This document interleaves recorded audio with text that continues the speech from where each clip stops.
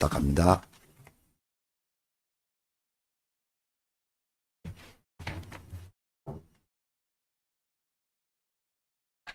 우리는 우리의 국가인 조선이 독립국이며 또한 조선인이 자유한 국민임을 선언한다. 이것을 세계 모든 사람들에게 알려 인류가 평등하다는 중요한 뜻을 분명히 하고 후손들에게 가르쳐 민족이 스스로 자신의 것을 결정할 당연한 권리를 영원히 이어가게 할 것이다. 이 문장은 지금으로부터 104년 전에 3월 1일에 발표되었던 기미 통님 선언서의 첫머리에 쓰인 글귀입니다. 통님 선언서의 일본어 버전이 몇 천류 있는데요. 지금 읽은 것은 2019년에 3.1운동 100주년 기념 집회를 준비하던 3.1 조선 통일운동 100주년 캠페인 실행위원회라는 그룹에서 작성한 현대 일본어 판을 다시 한국어로 재번역한 것입니다. 좀 복잡하죠? 최대한 평이한 문장으로 만드는 것을 목적으로 했기 때문에 다른 일본어 판보다 쉽게 의미가 이해되지 않나 하는 생각이 듭니다. 오늘은 3월의 첫째 주일입니다. 또한 순환절의 두 번째 주일이기도 한데요. 그것을 염두에 두면서 3.1 운동과 통일선언서에 대해 기독교적 관점에서 여러분과 함께 조금 살펴보고 싶습니다. 모두 아시는 것처럼 3.1 운동은 당시 일본의 식민지였던 조선이 독립을 호소하며 1919년 3월 2일 시작된 운동입니다. 그것은 식민지배가 시작된 지 9년째 되던 해에 일어났던 일입니다.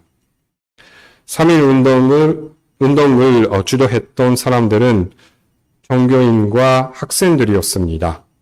종교인과 학생이 중심이 되었던 이유 가운데 한 가지는 일본의 식민지 지배하에 있던 조선에서는 여러 형태로 자유가 제한되고 있었고 집회나 결사도 금지되고 있었는데 종교와 교육만은 예외였기 때문이었습니다. 특히 종교인이 주도적인 역할을 맡았던 것은 통일선언서에 서명한 사람 모두가 종교인이었던 것에서 산진적으로 드러나고 있습니다. 서명한 33인 가운데 천도교가 15명, 불교가 2명, 그리고 기독교가 16명이었습니다. 조금 더 상세하게 보태자면 기독교인 16명 가운데 7명이 장로회 지도자였고 9명이 관리회 지도자였습니다. 3월 1일 이후 3.1 운동은 조선 전역으로 확산되어 나가는데요. 그 과정에서도 이미 조선 전역의 조직망을 촘촘히 가지고 있던 기독교와 천도교라는 종교가 중요한 역할을 담당하게 됩니다. 그렇게 이미 존재하고 있던 조직을 통하여 각지에서 만세운동이 준비되었고 실행되었던 것입니다. 그 중에서도 기독교인, 특히 개신교인들이 3.1 운동에 적극적으로 참가했습니다. 그것은 다음과 같은 통계에서도 드러납니다. 1919년 말까지 3.1 운동과 관련하여 체포 및 기소되었던 사람들의 수는 1만 9,525명이었습니다. 그 가운데 개신교인의 수가 3,373명으로 전체 약 17.3%를 차지하고 있습니다. 당시 조선의 개신교인의 신도수가 약 23만 2천 명 정도로 조선인 인구 1,600만 명 가운데 1.45%에 지나지 않았던 것을 감안하면 17.3%라는 숫자가 얼마나 큰 숫자인지 알게 됩니다.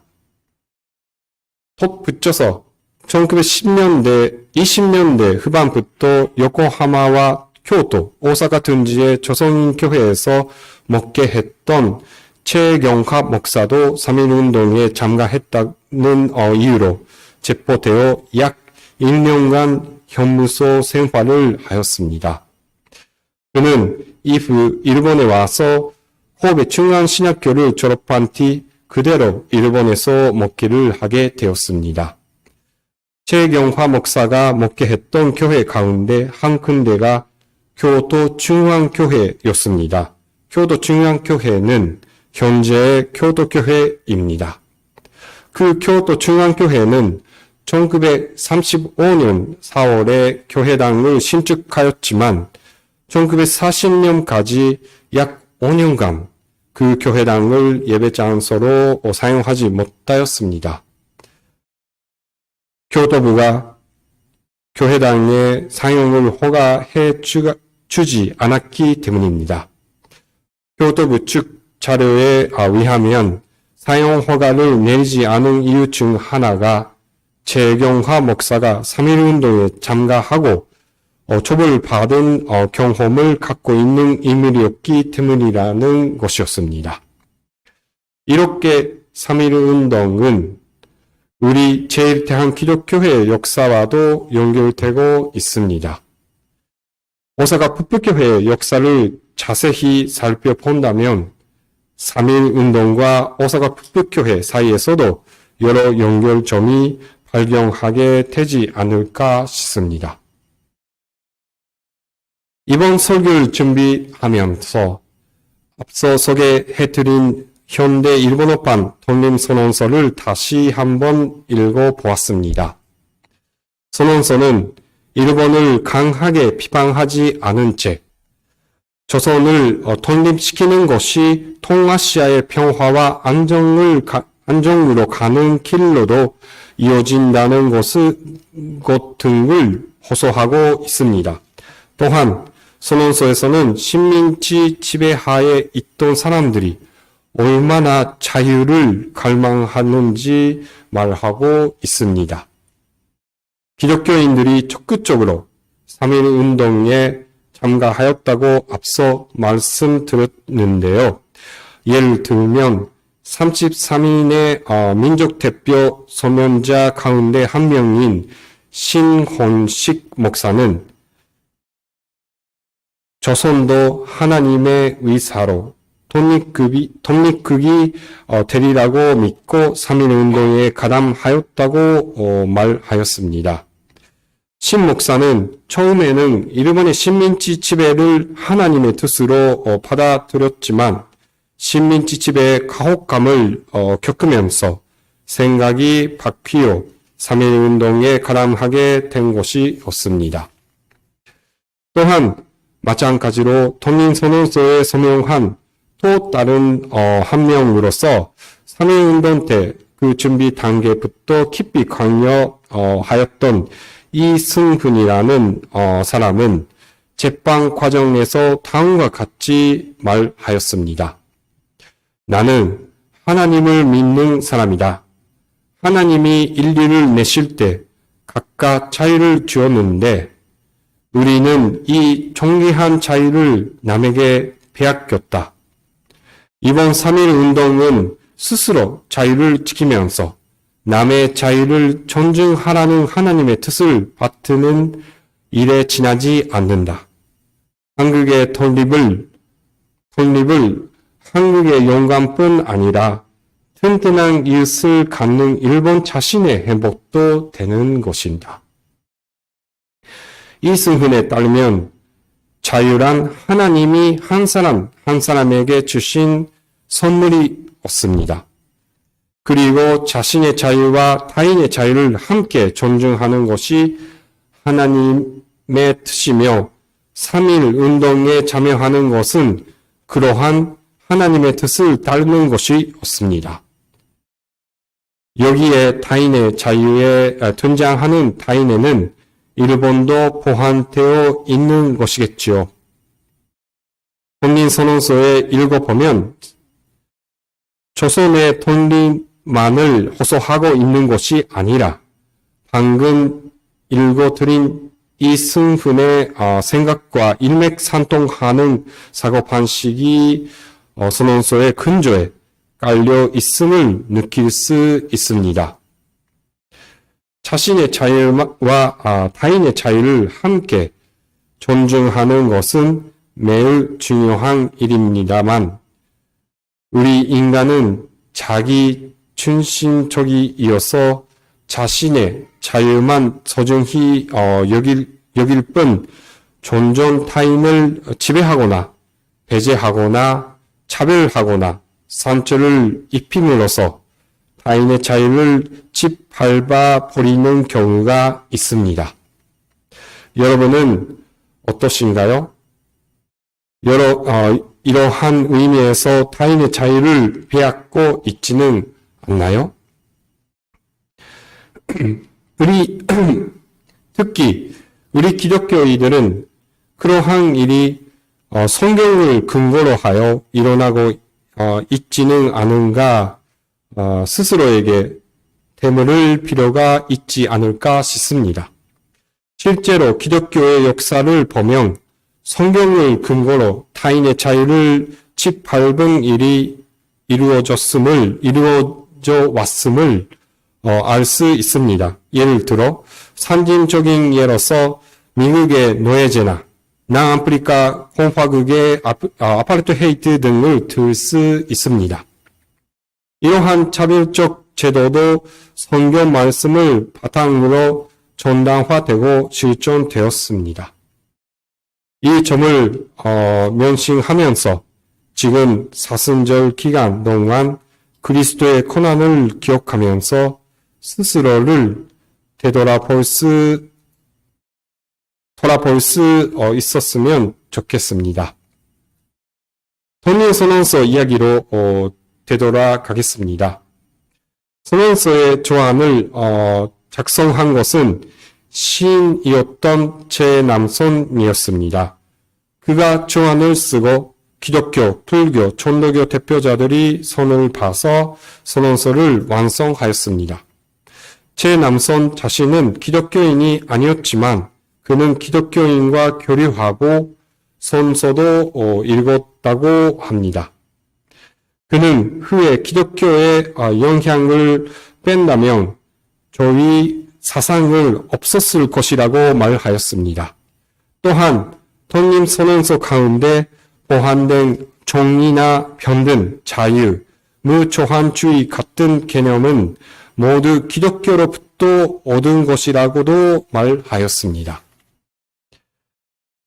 이번에 현대 일본어판으로 독립선언서를 읽으면서 이것은 정말 기독교적이다 라고 느껴졌던 구절이 있어서 인용해 보도록 하겠습니다. 다음과 같은 문장입니다. 지금 눈앞에 새로운 세상이 펼쳐지는구나. 무력으로 사람을 억누르는 시대는 이미 끝났다. 과거의 모든 역사 안에서 갈고 닦으며 소중하게 길러왔던 사람을 소중히 여기는 정신이 이제 새로운 문명의 희망의 빛으로서 인류 역사에 비추기 시작한다. 여기서 무력으로 사람을 억누르는 시대는 이미 끝났다라고 선언되고 있습니다. 그러나 유감스럽게도 그러한 일이 아직도 실현되지 않은 것이 현실입니다. 지금도 세계 각지에서는 힘으로 사람들을 억압하는 사태가 일어나고 있음을 여러분도 뉴스를 통해 알고 계실 것입니다. 앞의 문장 가운데 제가 주목하고 있는 것은 사람을 소중히 여기는 전신이라는 부분입니다. 이 말은 본래 문장에서는 인도적 전신이라고 쓰여 있던 말입니다만 현대 일본어역에서는 보다 알기 쉽도록 사람을 소중히 여기는 전신이라고 번역하였습니다. 인도적 전신이라는 말에 대해 평소에 깊이 생각해 본 적은 없지만 사람을 소중히 여기는 전신이라고 번역된 것을 보니 정말 인도적이라는 말의 본질을 잘 표현하고 있다는 생각이 들었습니다. 인도적 전신이라고 되어 있다면 왠지 모르게 그냥 읽고 넘겼을 것 같습니다. 하지만 사람을 소중히 여기는 전신이라고 되어 있는 것을 보면 하게 됩니다. 왜냐하면 사람을 소중히 여기는 전신이야말로 예수 그리스도의 가르침 중 핵심되는 내용 중 하나가 아닌가 생각하기 때문입니다. 오늘의 성경 본문을 함께 살펴보도록 하겠습니다. 오늘 본문은 잃어버린 양의 비유로서 유명한 구절입니다. 10절에는 다음과 같이 적혀 있습니다. 이 작은 자 중에 하나도 없인 여기지 말라. 여기서 나오는 작은 자가 누구를 가리키는가 하면 바로 오늘 성경 본문 바로 앞에 있는 18장 2절 등에 나오는 어린이입니다. 따라서 여기서 예수님은 이러한 어린이 한 사람이라도 없인 여기지 않도록 조심하라 라고 말씀하고 계신 것입니다. 도미닉 크로선이라는 신약선수학자가 있습니다.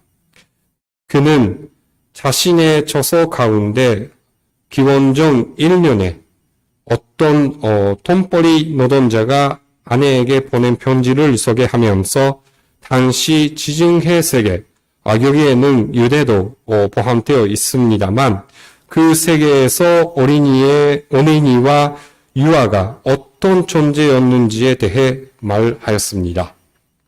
그 편지에는 노동자인 한 남성이 자신의 아내에게 다정한 배려의 말을 건넨 뒤 임신 중인 아내에게 다음과 같이 지시합니다.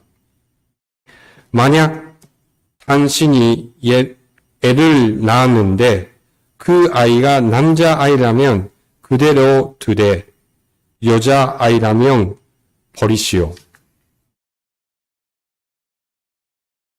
매우 충격적인 말이 아닐 수 없으며 또한 당시의 남녀 차별이 얼마나 심각했는지 알 수 있는 말이기도 합니다.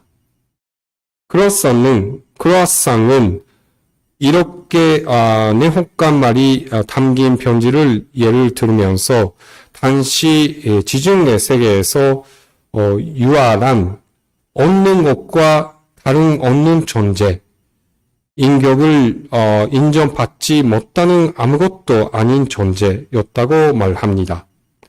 당시 유아나 어린이는 없는 것과 다름없는 존재였다는 것을 염두에 두고 10절의 구절을 읽으면 사뭇 다른 울림을 가진 문장으로 우리에게 다가오지는 않나요? 우리가 누군가를 없는 것과 다름없는 존재로 없인 여기고 있지는 않나요?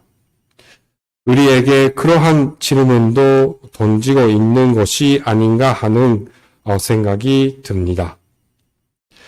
오늘의 성경 본문 중 12절 이후에서는 예수님이 잃어버린 양의 비유에 대해 이야기하고 계십니다. 다시 한번 읽어보도록 하겠습니다.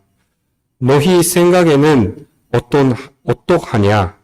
만일 어떤 사람이 양 100마리가 있는데 그 중에 하나가 길을 잃었으면 그 99마리를 산에 두고 가서 길 잃은 양을 찾지 않겠느냐?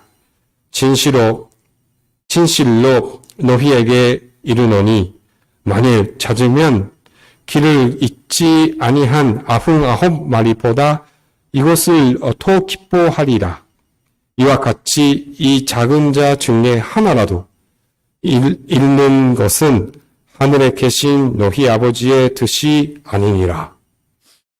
12절의 촌머리에는 너희 생각에는 어떠하냐? 라고 예수님의 질문이 적혀 있는데요. 여러분은 이 비유를 듣고 어떻게 생각하셨나요? 저는 평소에 대학생을 대상으로 한 채플에서 설교를 하는데요. 만약 거기서 이 구절을 읽었다면 대부분 기독교인이 아닌 그 학생들은 왜 99마리를 두고 한 마리를 찾으러 가는지 이해하지 못할 것입니다. 학생들에게 99마리와 한 마리 가운데 어느 쪽을 택하겠냐고 묻는다면 대부분의 학생들은 99마리를 택하겠다고 대답하지 않을까 싶습니다. 합리적인 사고를 하는 사람이라면 그렇게 생각하는 것이 일반적이라고 말할 수 있을 것입니다. 하지만 이 비유에서는 양치기가 99마리를 산에 남겨두고 잃어버린 양을 찾으러 나섰습니다. 예수님께서 이 비유를 통해 말씀하시고자 한 것은 무엇이었을까요?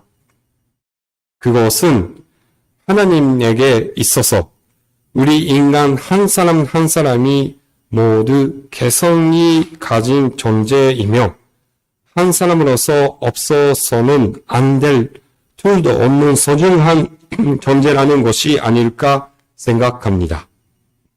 예수님은 이 이야기를 합리적인 사고로는 이해할 수 없는 비유를 통해 우리에게 전해주고 있는 것이 아닐까 생각합니다.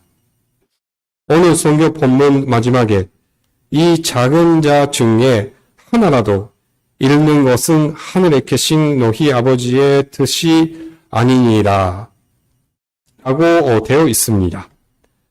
앞에서 작은 자는 어린이를 말하는 것이며 당시 지중해 세계에서 어린이나 유아는 없는 것과 다름없는 존재로 여겨졌음을 살펴보았습니다.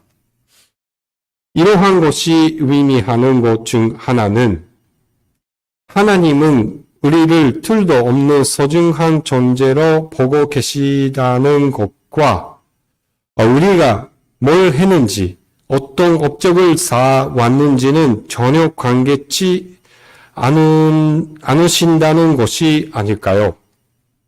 우리가 살아가고 있는 현대 사회에서는 사람의 가치가 수치에 의해 판단되는 경향이 있습니다.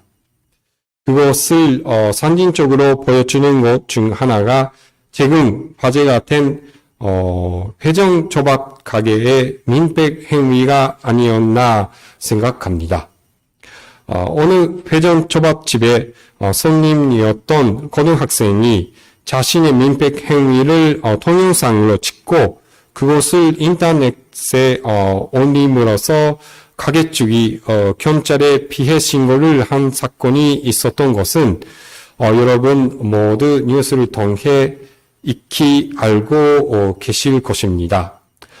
최근에는 회전 초밥집을 타깃으로 한 일렬 위 민폐 행위를 수시테러라고 부른다고 하더라고요.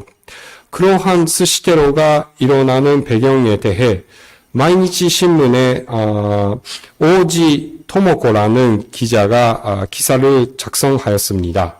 그 기사에서 오직 기자는 스시테로가 보여주는 것은 좋아요 지산주의적 가치관이 아닐까 하고 말합니다. 동영상에는 좋아요 버튼이 있어서 동영상을 본 사람이 졌다고 생각하면 그 버튼을 넣을 수 있게 되어 있습니다. 그리고 그것을 보면 몇 명이 그 동영상을 보고 졌다고 생각했는지 알 수 있습니다. 오직 기자는 스시테로를 장행하는 젊은이들은 좋아요 등을 받는 것으로 자신이 인정받고 있다는 욕구를 충족시키고 그에 따라 자신 다음의 정체성을 확립하고 있다고 보고 있습니다. 그리고 좋아요 지산주의적 가치관에 빠져들면서 좋아요를 벌기 위해 점점 과격해지고 있는 것이 아닌가라고 적고 있습니다. 여기에는 수치화된 곳 밖에서는 자신의 가치를 찾을 수 없게 된 우리 인간의 모습이 상징적으로 드러나고 있는 것은 아닐까 생각합니다. 오늘의 성경 본문에는 그러한 숫자화된 업적 등과 관계없이 하나님께서는 우리를 틀도 없이 소중한 존재로 보고 계심이 드러납니다. 그것을 우리는 다시 한번 마음에 새겼으면 좋겠습니다. 4년 전에 있었던 3.1운동의 지도자 중 한 사람이었던 이승훈은 자신의 자유와 타인의 자유를 함께 존중하는 것이 하나님의 뜻이라고 말하였습니다.